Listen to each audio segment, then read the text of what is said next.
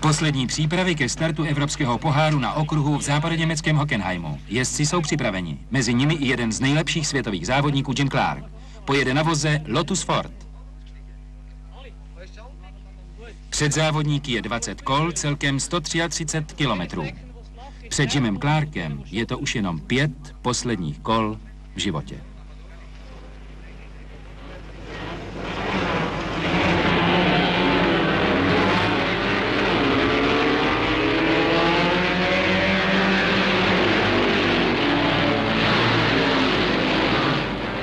Sto tisíc diváků vidělo, jak si Jim Clark s číslem 1 zajistil velmi dobré postavení.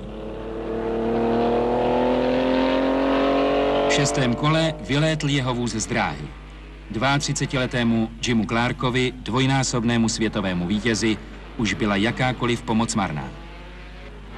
Závody však pokračovaly a přinesly vítězství Francouzovi Jean-Pierre Beltoisovi.